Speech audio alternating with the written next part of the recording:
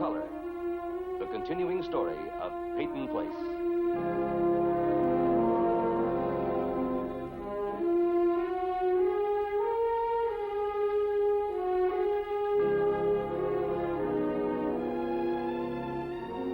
Starring Ed Nelson as Michael Rossi, Ryan O'Neal as Rodney Harrington, Barbara Parkins as Betty Anderson, Christopher Connelly as Norman Harrington, Patricia Morrow as Rita Harrington, James Douglas as Stephen Cord.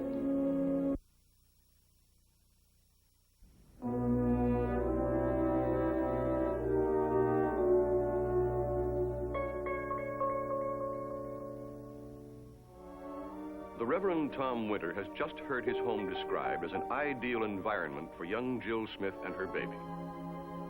His home is not ideal, because Tom Winter has been fighting against his feelings for Jill for some time now, a fact which his wife, Susan, suspects, and for reasons of her own, enjoys. What time does the next sermon go on? As soon as I find something worthwhile preaching about. How about man and his conscience?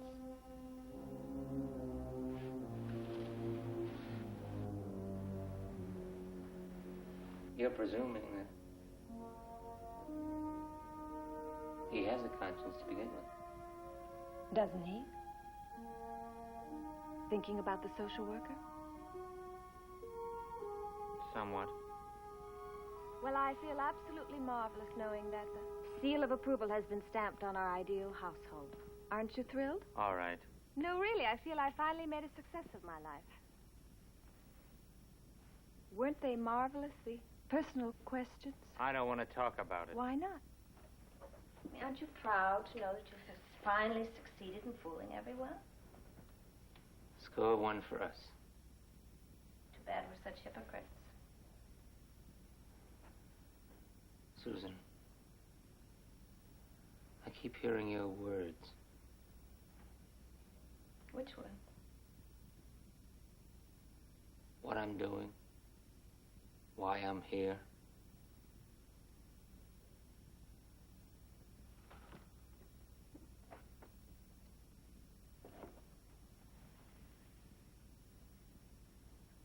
Why are you hearing them now?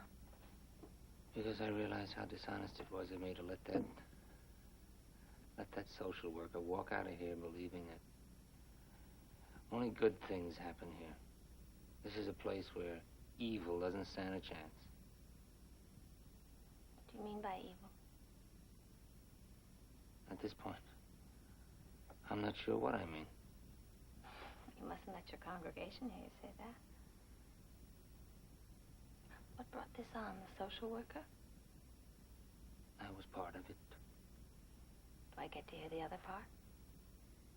No. When? Oh. Sometimes, perhaps, maybe never. Why? Because what I'm talking about, feelings, emotions, and I may not be able to express them. You're keeping something from me. No, You are, you know it, and so do I. I couldn't lie to you. Darling, I don't mind your being dishonest with me. Maybe I deserve it, but please don't be dishonest with yourself. I'm trying not to be. You have to try harder now, don't you? Yeah. Wasn't this way before. Why now? I don't know. Tom, of course you know. When we were first married, I didn't know the difference between bourbon and scotch. And hypocrisy was your enemy, not your friend. Where did we get this marvelous education? Do you suppose all the years in the ministry? Tom, I love you so much. I hate to see you torn apart this way. You look at me as though you're asking forgiveness. Maybe I am.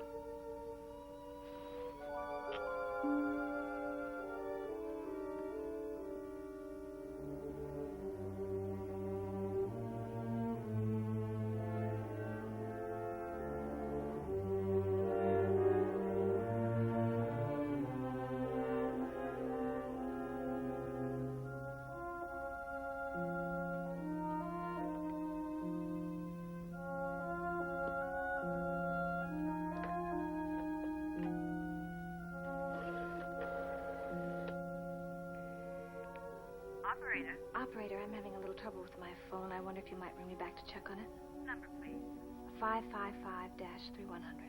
Thank you.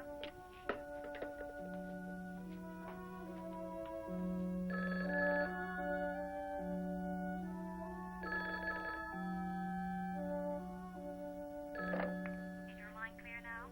Yes, it's working. Thank you. How bad is she? Oh, Arthur, that's terrible. Well, look, I'll be up as soon as I can. I'll leave right away. Okay, thank you for calling. What is it? It was Jean Wilbur. Who? Jean Wilbur, the girl I went to school with. Her husband just called, said she was in an accident. Anything serious? Yeah, it looks that way. Poor kid, all those children. Tom, I'm gonna have to go up to Boston. Of course. Would you mind driving up with me? I know it's short notice. Well, I'd like to.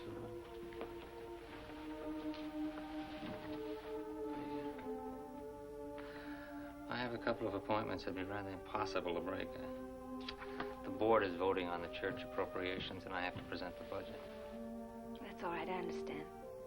Look, could you make it by yourself? Of course. It's just that I hate to leave you at a time like this. You seem so... Oh, now, look. I'll be all right. I have a lot to do today. You go ahead. Okay. I'll call you from Boston and let you know what time I'll be back. All right. Now, take care driving, huh? I will. Oh, tell Joe I won't be home for dinner.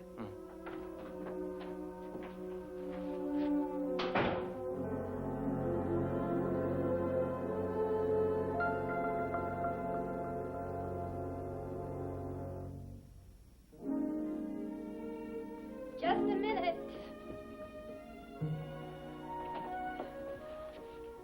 Oh. Hello, Marcia.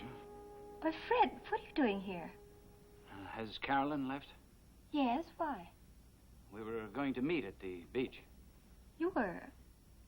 Didn't she tell you? I phoned.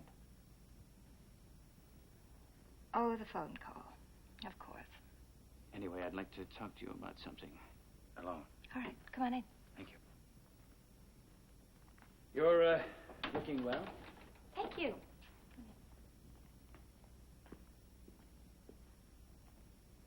You're very lucky Lucky? to find this place. It has a nice feeling to it. Cheerful. Yes, it's comfortable. I like it. Well constructed, too. You can't beat these older houses. Fred, you didn't come here to talk about the house. That's right. Although I am interested in where my daughter and my Ex-wife. ex-wife. I don't know why that sounds so awkward. Because it is awkward. And it's awkward for you to come here like this. I agree. But there won't be any more of these awkward or embarrassing situations. I've asked for a transfer to the Boston office. Oh? It came through several days ago, so I'll be leaving early next week. I see. I realize it isn't much after what I've put you through. But I wanted to make things easier. Do something to...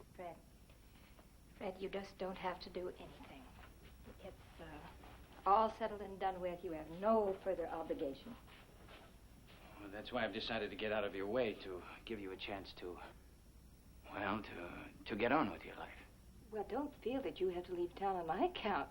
Why, Fred, I've only leased this place temporarily. Carol and I are moving to New York in the fall. I don't think you should. I mean, of course, it's up to you.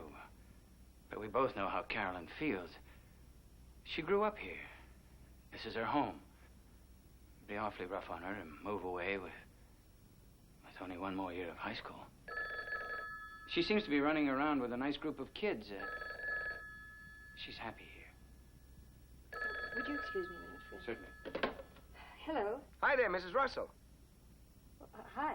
Is that all I get? Just a hi? I don't get a hi there. How are you? I'm sorry. How are you? I'm just fine, thank you very much. And you know, sometimes I can see through entire buildings, even mountains. And I can tell exactly what you're doing this very minute. Really? Oh, you sound strained. Am I interrupting something? That's all right, Mike. Fred's here, and we're discussing some business. Oh, I see. Well, what I wanted to talk to you about is, I can talk to you about it later, and I'll talk to you then. Thank you. Goodbye. Well, now, excuse me. You were talking about Carolyn and her friends. And yours, too. Oh, please don't... What I mean is you have your friends and interests here, too. Why should you be the one to uproot yourself? I think it's a good thing. I'm glad to hear you're going out again and meeting new people. Fred, I really don't think I need your approval anymore. I know that. But sometimes it clears the air to come out and say what's on your mind. We both know it's over between us, but I just hope you don't have any, what do the kids call it, hang-ups about going out and getting to know somebody else. Oh, Fred, have you told Carolyn that you're leaving? I will as soon as I see her. Well, since you're going away in a week, I think that she'll probably want to spend as much time with you as possible. And any arrangement you want to make is fine with me. Thank you. That's very generous of you. Oh, one other thing, Marcia. About our divorce. You know how much I appreciate the way you handled it. The grounds, I mean. You had every right to tell the truth.